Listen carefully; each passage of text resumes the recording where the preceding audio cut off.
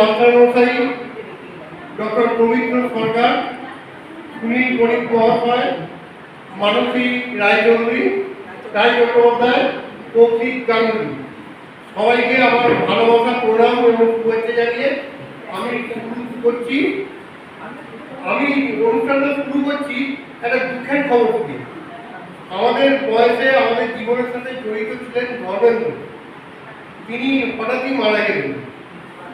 তাকে স্মরণ করে আমরা 1 মিনিট নীরবতা পালন করছি, কারণ আমাদের জীবনের অনেকটাই কেটেছে ওনাদের থেকে কাজ করতে হবে।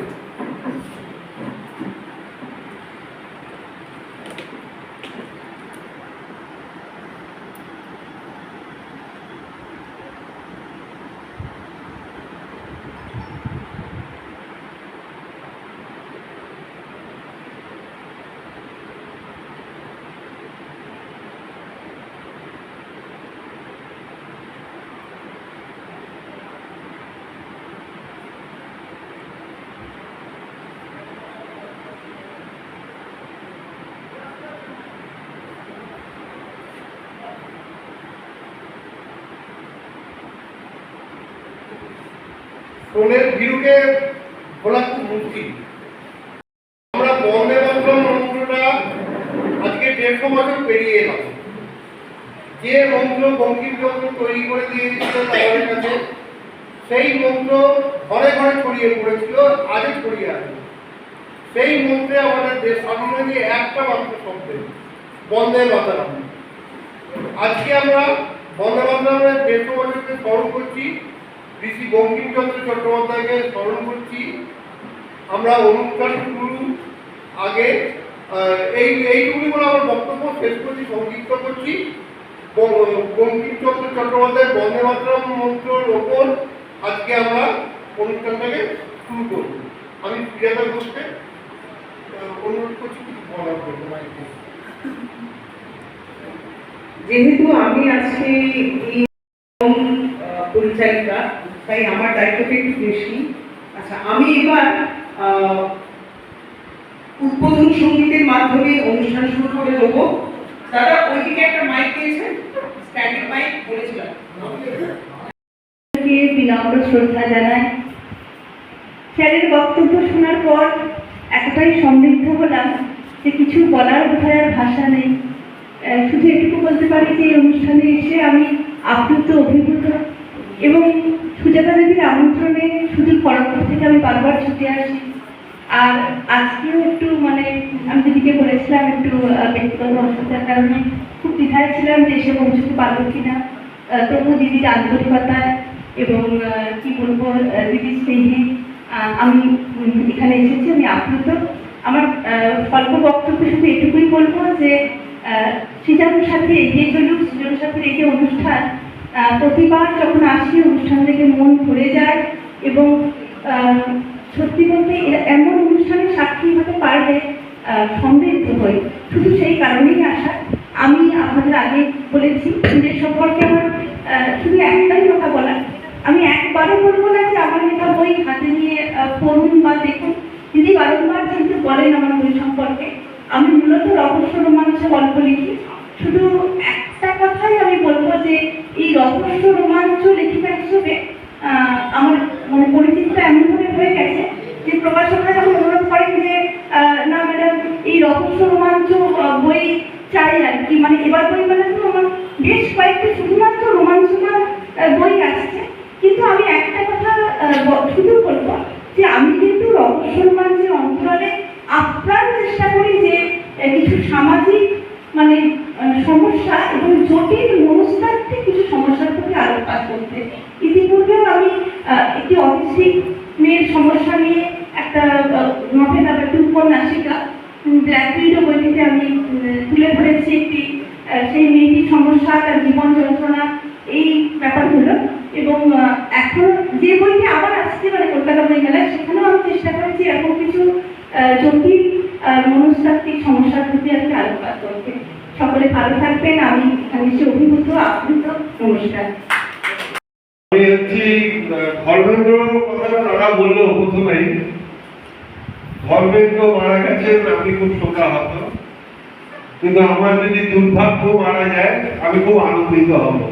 ঠিক চাকরি চকে নামার আগে আমার ভাঙা পাটা একদিন বুট জুতো দিয়ে মারিয়ে দিয়েছে, তা 2 গ্লাস ঠান্ডা জল পায়ে ঢেলে এখানে এলাম। আর সবচেয়ে আনন্দের ব্যাপার, আমাদের স্যারের 89 বছর বয়স হয়ে গেল, আমরা বুঝতেই পারলাম না কখন স্যারের বয়স হলো। এগুলো মানুষ যত দিন যায় শেখে যে একজন প্রাজ্ঞ মানুষ দুটো কথা বললে, তিনি যদি ঘরের কথাও বলেন আমরা সমৃদ্ধ হই। তেমন আজকে সুজাতা বৌদি ও সোমনাথের জন্য বিখ্যাত মানুষ আমাদের স্যার পবিত্র সরকারের কথায় আমরা সমৃদ্ধ হলাম। আর সবচেয়ে ভালো লাগে যে আপনারা এখানে উপস্থিত আছেন সাহিত্য সংস্কৃতিকে ভালোবেসে। এই সাহিত্য সংস্কৃতিকে ভালোবাসাটা খুব কঠিন কাজ, লোকে তো অন্য অনেক কিছুকে ভালোবাসতে পারে, তার জায়গায় সাহিত্য সংস্কৃতিকে ভালোবেসে ফেললো, এটা দারুণ ব্যাপার। আর শেষ করছি বৌদির উপমত একটি ছোট্ট কবিতা দিয়ে।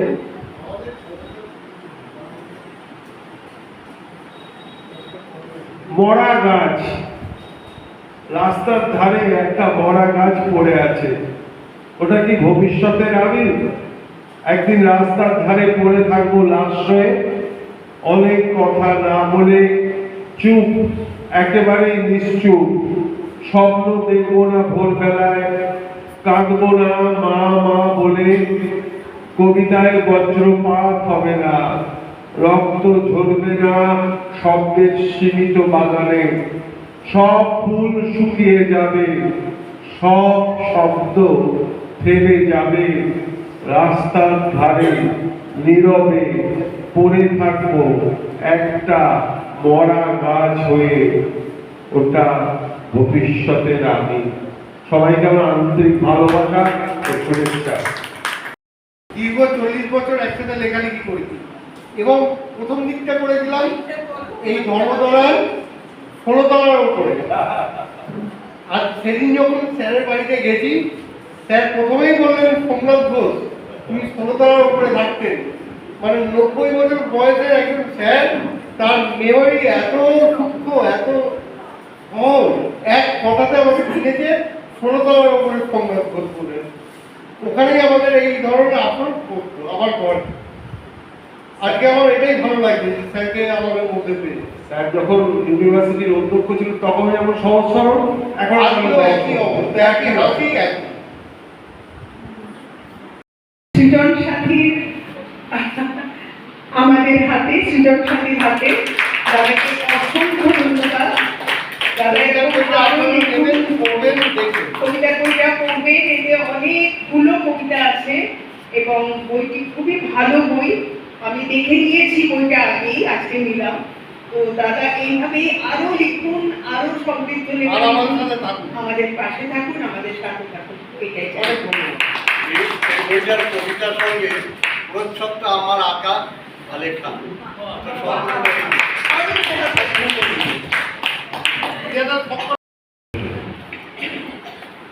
সব যা যা বলার আমার পূর্ববর্তী বক্তারা বলে দিয়েছে, তো আমার বলার কিছু নেই।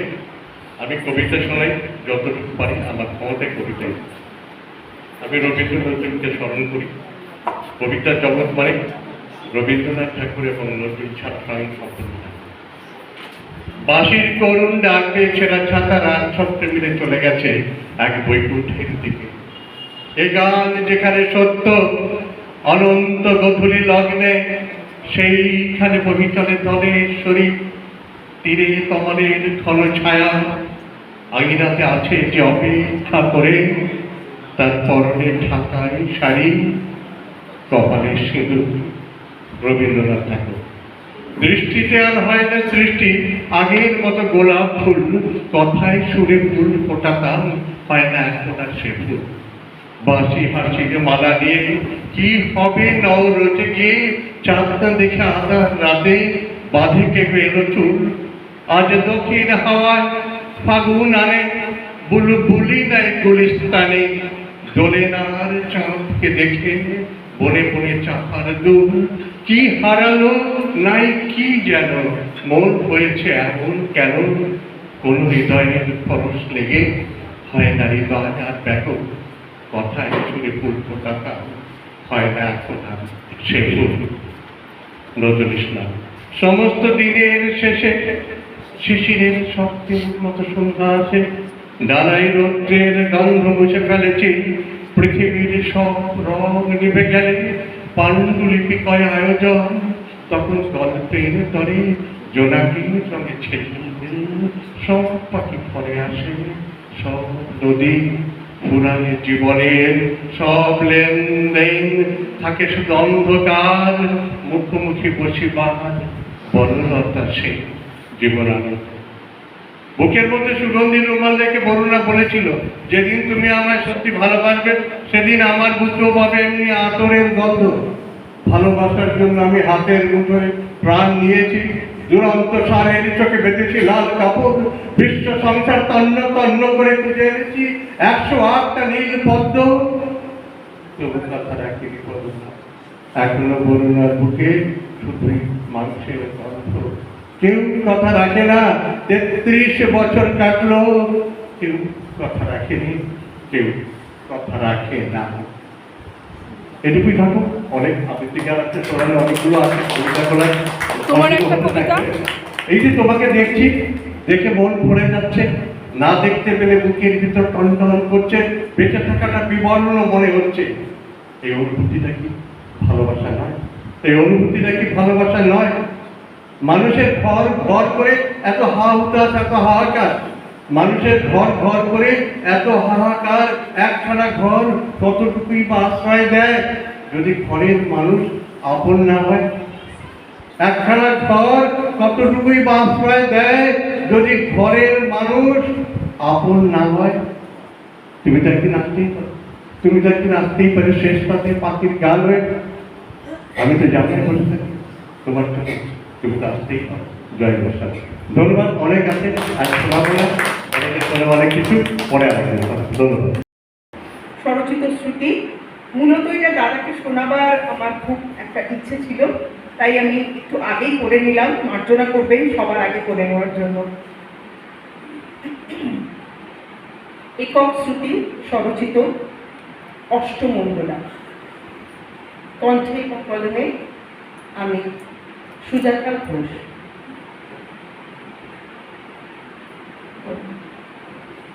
কটা বাজলো? উমা, এ কি 8টা বাজতে চললো? রানু, রানু, আরে হারান্দাকে বাজারের ফর্দটা দিয়েছো? 8টা বাজে তো, বাজারে এখন না গেলে আর কি পাবে বলো তো? হারান্দা, হারান্দা রেওয়াজের খাসি অবশ্যই আনবে কিন্তু। আর শোনো, বাগদা চিংড়ি আর ডিম ভরা ট্যাংরাটা আনা চাই। হ্যাঁ, আর শোনো একটা কথা বলে দিই, গড়িয়াহাটে যদি না পাও তাহলে তুমি লেক পার্কে চলে যাও। হ্যাঁ, আচ্ছা। কি আরে ললিতা, ললিতা উপরের ছাদ থেকে নিচ পর্যন্ত পুরো বাড়িটা পরিষ্কার হলো? এতক্ষণ সময় লাগে নাকি? নন্দা কোথায় গেল? নন্দা, এই যে, এই যে নন্দা, স্নান করে ঠাকুরঘরটা ভালো করে মুছে রাখিস বাবু, আর ঠাকুরের বাসনগুলো একটু মেজে রাখিস। আমি চাটা খেয়েই স্নানে যাবো, পুজোটা আজ একটু তাড়াতাড়ি সারতে হবে। রানু, রানু ফুলের মাসে ফুল দিয়ে গেছে? আর পারি না। হ্যাঁ রানু, আরে ফুলটা ঠাকুর ঘরের পাশে রেখে দে। পিন্টুকে জিজ্ঞেস করতো, ওই গেটটা ফুল দিয়ে সাজাতে লোক আসবে বলেছিল, তারা কটার সময় আসবে? হ্যাঁ, আচ্ছা আচ্ছা, হ্যাঁ শোন, ওদের বলে দিস ওদের গাড়িটা কিন্তু যেখানে এসে দাঁড়াবে সেখান থেকে লাল কার্পেট পুরো বাড়ির ভেতর পর্যন্ত আসবে, এটা ওদের মনে করিয়ে দিস। হ্যাঁ, যে কাজটা মনে করাবো না সেই কাজটাই বাড়িতে হবে। এরকম করে পারা যায়? একা মানুষ, মেয়ের বিয়ে দিয়ে এখন 4টি কথা। হ্যাঁ, তিনি তো 7 তাড়াতাড়ি গড়গড় করে উপরে চলে গেলেন। না, এবার তুমি সামলাও সব একা। আরে বাবা, কাঁড়ি কাঁড়ি টাকা রেখে গেলেই হবে? দায়িত্বটা কে দেবে? হ্যাঁ, তার বেলায় আমি অবশ্য কুকুরটা আমি না লোকের অভাব থেকে রেখে যাননি। এই যে রানু, হারান্দা, নন্দা, ললিতা, এরা কি বাড়িতে আজকের লোক? আমার শাশুড়ির আমল থেকে এদের বড় হতে দেখলাম চোখের সামনে। যাক বাবা, ঋতুর বিয়েটা বাবা ভালোই ভালোই মিটে গেছে। এখন ছোটটাকে সুপাত্রের হাতে দিতে পারলে আমি নিশ্চিন্ত। বড় জামাই আমার নাসার সায়েন্টিস্ট, ব্যাঙ্গালোরে পোস্টেড। তা আমার ঋতুই বা কম কি, ইকোস্ট্যাট ম্যাথে এমএসসি বিএড করে, ম্যাথমেটিক্সে ডক্টরেট করে এই কমার্স হলো প্রেসিডেন্সি কলেজে অধ্যাপনা করছে। যাই বলো, দুটিতে মানিয়েছে খুব সুন্দর। না, অনেক বেলা হয়ে গেল, ছোটটাকে ঘুম থেকে আবার তুলতে হবে। উনি তো আবার রাজরানী, ঘুম থেকে মায়ের আদর না খেয়ে উনি চোখই মেলবেন না। আহা, ওদিকে আবার কাজগুলো হলো কিনা কেউ একটু বলেও না, কোনো সারা শব্দ আছে কারো? মেয়ে জামাই আজ অষ্টমঙ্গলায় আসছে, এলাহি আয়োজন না করলে মা থাকবে বেয়াই বাড়িতে। মেয়ে আমার যা যা ভালোবাসে আজ তাই রান্না করবো। আচ্ছা, একবার একবার ও বাড়িতে ফোন করে জেনে নিলে হয় না ওরা কটায় রওনা হবে? সেই ভালো। মোবাইলটা কোথায় গেল? ওহো, ওটা তো আবার নিতু ওর ঘরে চার্জে দিয়েছে। তাহলে এই ল্যান্ডলাইনটা কি বন্ধ করুন। নাম্বারটা কত জানো? এই তো ডায়েরিতে লেখা আছে 983। ওমা, নিতু উঠে পড়েছিস? লক্ষ্মী মেয়ে, জামা যা স্নান করে একটা ভালো শাড়ি পরে নে, দিদি আর অষ্টমঙ্গলায় আসছে। মা, আরে আমি হারান্দাকে রেওয়াজি খাসি, বাদলা চিংড়ি আর ডিম ভরা ট্যাংরা সব আনতে বলে দিয়েছি। দিদি খেতে ভালোবাসে জানিস তো। কি বলছো মা তুমি? জানি মা জানি, গেটে বাড়ির গেটে তোমার কথা মতো ফুল দিয়ে সাজাতে বলে দিয়েছি। আর রাস্তা থেকে বাড়ির গেট পর্যন্ত লাল কার্পেট, যার উপর দিয়ে রাজ রানীর মতো হেঁটে আসবে আমার ঋতু আর রাজু। মা তুমি থামবে? দাঁড়া, ওদের বাড়িতে একটা ফোন করে জেনে নিই কটার সময় ওরা রওনা হবে। ফোন রাখো মা, কোথাও ফোন করবে না তুমি। কি কথা? ওটাই আসবে, একবার জানবো না কে আসবে। মা, কাকে ফোন করবে তুমি? তুই কি পাগল হলি মিতু? আজ তোর দিদি অষ্টমঙ্গলায় আসবে সেটা ভুলে গেলি? পাগল তুমি ভুলে গেছো মা? 6 মাস ধরে প্রতিদিন সকালে দিদির অষ্টমঙ্গলার আসার পথ চেয়ে বসে থাকো। যখন কিনা কি থামি কেন বল? যখন কিনা মাস 6 আগে অষ্টমঙ্গলায় আসার পথে গাড়ি অ্যাক্সিডেন্টে দিদি আর জিজু দুজনেই মারা গেছে। জল মারলে সত্যিটা মিথ্যে হয়ে যাবে না মা। চুপ কর মিতু, আজকে দিনে এসব পরীক্ষণের কথা বলতে আছে? বলতে নেই মা, বলতে নেই।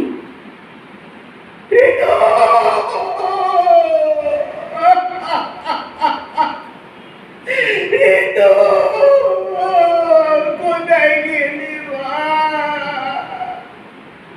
কোথায় চলে গেলি? আমার আঁচলে এক ফুটো চাল দিয়ে সব ঋণ শোধ করে কোথায় হারিয়ে গেলি মা? ঋতু,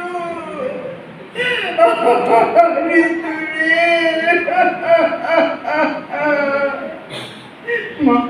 মা গো, শান্ত হও মা, সত্যিটা মেনে নাও। ওরা নেই, ওরা কোনোদিন ফিরে আসবে না মা, কোনোদিন না। না, এসব মিথ্যে। ওরা নেই, ওরা নেই। ওরা আসবে না, কোনোদিন আসবে না। ওরা যে অষ্টমঙ্গলায় এলো না মিতু, ওরা যে অষ্টমঙ্গলায় এলো না। আমি সব রাজিয়ে বসেছিলাম, ওরা আসবে না। বল না মিতু, বল না মিতু।